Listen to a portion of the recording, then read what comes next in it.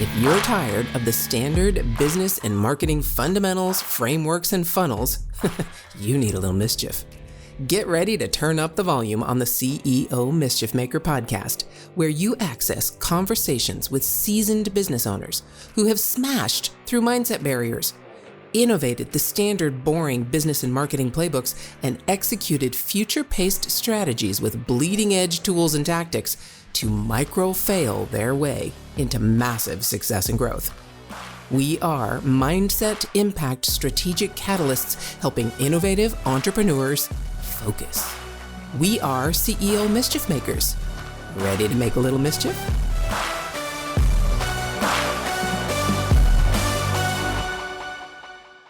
Hey there, CEO Mischief Makers, MKJ here, and I have to congratulate us for reaching 100 episodes together. 100 conversations with some incredible entrepreneurs who have taken us through the Mischief framework. And just as a reminder, Mischief stands for something. And I don't know if you have seen, but this process has been very liberating for my guests, myself, and the people who follow my membership to help them do the things that my guests have been able to do through the Mischief framework. And let me just tell you right now, Mischief stands for Mindset Impact Strategic Catalyst, helping innovative entrepreneurs focus. That is exactly what we do. That is exactly what I have done in my 20 years in online business. And that is exactly what each and every one of my guests has done. They have started with a mindset shift that they had to take in order to set themselves up for the correct process that comes next, which is innovation, impact and innovation. And they've innovated a standard framework, whether this is an e-commerce framework, a coaching framework, an educational framework, a dream framework, a referral framework, you get it. Every framework that we have, they set themselves up for innovating that framework with their own personality, previous experience, and knowledge. Then all they got to do is pedal to the metal, get down there to business at ground level, and take actions. And this is a new process. This isn't a new process. I'm sorry. This is a process that all humans have been doing. But the new part of the process and the things that have changed are really being precipitated by this whole idea of technology and artificial intelligence. And if you've been paying attention, which I'm sure you have, you're seeing that artificial intelligence is slated not just to replace people's jobs. I'm not here to fearmonger. Artificial intelligence is here to enable us to allow our personalities and previous experiences to come into play when we create our businesses, iterate our businesses, and grow our businesses. For example, if you just look at a physician, okay, let's look at a cardiologist. So I had a conversation with someone online about whether AI or technology was going to replace cardiologists. And this person not only thought AI or technology would replace cardiologists, they thought it could replace parents, mothers and fathers, or grandparents. And my response back was, AI only has access to that information that is published on the internet. I would hope that a cardiologist, especially an experienced one that's been in the business for at least a decade, can draw on previous knowledge of cases that cardiologist has handled that are not published anywhere. That is that person's experience looking into the eyes of patients and looking at the outliers and seeing the commonalities. And this information is not published anywhere. It is in that person's lived experience. So when you bring that to a framework, no AI can compete with that. So this is going to help us get more specific and bring more of ourselves into the work that we do, rather than generalizing and creating a landing page that is converting the highest right now, right? Are you following me? I encourage you to use this CEO mischief framework to bring more of yourself into the process of building your business. And yes, use technology, use AI to help you augment what you know. I can't compete with the knowledge that AI and technology has, the access and the ability to very quickly access that knowledge. I can't compete with that, but AI cannot compete with my lived experience. It doesn't have access to that. It doesn't have access to my personality. I can ask it to write something in the tone of Joe Rogan, but I'm not Joe Rogan. Okay.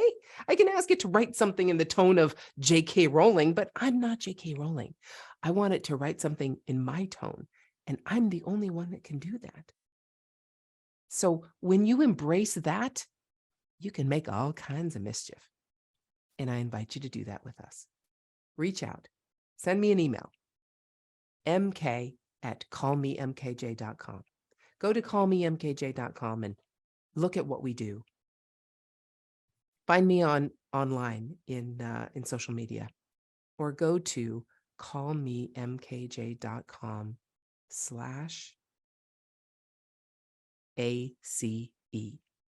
Callmemkj.com/ACE to find out more about how you can become a CEO mischief maker with us. Thanks for listening. All right, CEO mischief makers, welcome back to the conversation. Roy Meyer and I had just, all right.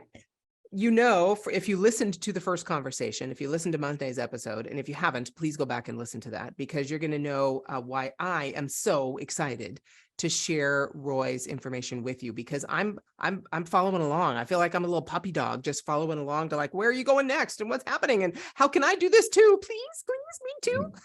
That's really how I feel. And so Roy, first off, welcome back to the conversation. And let's talk about this whole impact and innovation idea. Let's start with impact. You mentioned in the first episode about your who and being very clear on that. We talked a lot about strategy in the last call as well. But let's really dive into impact, and then we'll talk about your new idea with innovation. Yeah, we generally are working with entrepreneurs and real estate professionals. Those are the two main core. Those are which makes up, entrepreneurs could be small business owners as well. But that is really who we've worked with. I've worked with a lot of CEOs as well. But one of the things that I really enjoy is working with more people in mass, having a bigger impact and being able to work with more people and having a greater significance to help them. But we work mainly with entrepreneurs, real estate professionals, small business owners. And our goal for them, once again, is how do we help them? When somebody comes to us, the first thing we don't start talking about strategy. We don't start talking about marketing. We don't start talking about all of these other things, business development. Our first goal is, what is our vision? What is the vision for your business and what is the vision for your life? And that's where we start. And then once again, where we start is, okay, how are we going to build this in a way? How are we going to make decisions in a way that is going to support your ideal lifestyle? And we're going to build it in that way. If we come up with hurdles or questions or things that are going to confront what we're doing, if it doesn't align with what we're trying to build, that's going to support your lifestyle, then we're not going to go that direction. So we have a very solid framework that we work with. And the goal is to build a lucrative business as quickly as we can, but one that helps us support the lifestyle. And one of the key ways we do that, and what I think is one of the most important things, is to leverage virtual teams, which I believe we're going to talk about a little bit. Yeah. And so that's exactly it. So that you talked about this in the last episode about being able to have a virtual team, and that has really enabled you before you even went on your 6-year and counting journey of living abroad in different locations. You had a virtual team. So tell me about how, virtual teams are virtual teams. I can go onto lots of different programs online and hire a virtual assistant, or hire someone to do graphic design, or hire someone to do social media posting, or executive assistant, et cetera, et cetera, et cetera, video editing, all these things. I can just go hire someone. But you have taken virtual assistants or your virtual business to a very different level. Tell me how you have innovated that, or not me, but all of us listening. How have you innovated this whole idea of having a virtual team all over the world? So I've been outsourcing for nearly 20 years, and I, back in 2004, roughly, I became enamored with the term virtual assistant, outsourcing. I remember going to St. Louis on a real estate buying tour, and there were about 15 of them. We paid a bunch of money. We were going to go look at a bunch of properties. And the buying tour was a disaster, everybody bidding against each other, what have not. However, the lady who put the tour on, I was talking to her, and this is before we had all of this great analysis software. And I remember talking to her, I'm like, how do you do all of this analysis on all of these properties? How are you getting this all done so quickly? There weren't all these softwares. He said, well, I have my VA doing all that. I'm like, well, what's a VA? She said, well, I have a virtual assistant doing that. I'm like, well, what's a virtual assistant? And, it really wasn't a really well-known term yet back in 2004. And so long story short, she ended up letting her team member go, and I hired her, and it was a game changer for my life. I became so enamored with, I'm like, this is the golden key. Bringing in a virtual team to do all of these things that either one, I couldn't afford at the time, or two, things that I should be doing. And I just became so enamored with, I just wanted to learn everything about it. And I saw the possibilities way back then. So fast forward to today, there's like you said, if you Google virtual assistant, there's, so-called virtual assistant experts all over the place. There's virtual assistant trainings, there's Fiverr, there's Upwork. One of the big issues is that most people really don't know how to leverage a virtual team. Everybody knows that it's kind of a good idea. I want to be doing it, but I don't really know what I should be doing or where to start or how to manage or what to do. So there's a lot of caveats to that. And this isn't really a virtual assistant training, but it's critical to you scaling. It's critical to you being able to have the lifestyle you want. And for us, I do have a virtual team. We were just here, we're in the Philippines here right now. I just did a big, really excited. We just launched a big international internship program for a college here in the Philippines. Really excited. It's going extremely well. And then just a couple of days ago, we had another event where we did a training for about 300 virtual assistants, showing them how to have a better job or have a better experience working with U.S. employers. So very well ingrained in this and really enjoy it. But it's really the key to what you're looking to do. And I'll give you an example. One of the things that I do, we're getting towards the end of the year, or we're planning for 2023, or we're in 2023 right now. And we should have our goals and all set. One of the things that I do is I look forward when I'm planning for the following year, is I project myself into the December of the next year. And I say, okay, I'm going to look back rather than say, this is what I'm going to get done. This is what I'm getting done. These are all my goals. I go forward and I look back and I say, okay, what made this a really successful year? What happened? What was I really excited about? What made this a success? And when I do that, when I look back instead of looking forward, it helps me to identify what really made this a successful year for me. And now I've identified the success criteria, or the things that happened that are now really become my goals. But to get this back into our conversation here, the next thing I do is, okay, here's my success criteria for the following year. All right, well, who is going to help me with this? Because all too often what happens is we focus on the how and not near enough on the who. And there's a great book by Dan Sullivan, and it's The New Not How. I recommend everybody read it. And it's a really great book where it helps us to understand that really the key to success and the key to quick success is not focusing on the how or even the processes. It's focusing on the who's going to help us to get there. So I'm always looking for a who for all of the what's, in my business. Now, one of the things that we are doing right now, and tying this back into our mindset and the shift that we go through, is we can do all the planning in the world. We want to have this vision for our life. We want to move our life forward. We want to be organized. We want to achieve our goals. We have to set all these things that all too often just don't play out. And why is that? That's mainly because it falls on us. I don't know who to credit the saying for, but if you don't have a who, it falls on you. And when you're setting all of these goals and you're setting all of these things you want to achieve in your life, good chance that if you do not have a who to help you out with them, they just are not going to happen, or they are not going to help you to move the needle forward. And so one of the things that we've done, and our goal in this program that I'm going to share right now, is we hope to bring 1,000 what we call vital assistants. Mary, if you look at the word virtual, it means not real. And so, Yes. so we are kind of recoining the phrase as vital, because they are vital to our business. They're vital to our goals. They're vital to our success.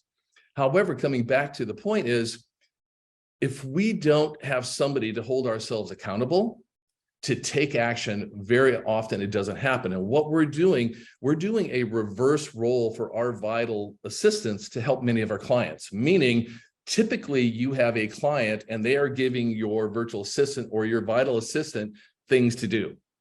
Right. What we are doing instead, which has been extremely successful, we are using highly trained vital assistants or virtual assistants to help manage the client. And when I say help manage the client, they know what that client's vision is for the year. They know when we're breaking down a vision, what do we have to do each month to make progress to reach our vision? They know when they're in on a client's monthly plan, what we need to do each week to make that monthly plan so it aligns with the vision. And so they know what should be happening each week to reach the monthly goal. They know what should be happening each month to reach the annual goal. And then also they know what should be happening each day. And so what's been fantastic is our vital assistant is in the planning. They know what should be going on in each next week, and then they are holding that client accountable. They are making sure these things are getting scheduled in their calendar. They're making sure that the non-negotiables are getting scheduled in their calendar. They're making sure that, hey, this is our vision for the month. You're kind of swaying off of what we're trying to accomplish here, and if we're, so it's a fun reverse role. And I haven't seen anybody really test this, and it's been amazing results when you have a team member that is aligned with your vision. They're holding you accountable. They're putting it in your calendar. They're time blocking time to work. And it's really, really been a game changer for them. And the other things that we like to do as well that they will do is, I'm a big advocate for many, many years on, you need to know what the value of your time is. It doesn't matter if you're a CEO of a major corporation. It doesn't matter if you're a small business owner or you're a one-person shop. You need to know the value of your time, period.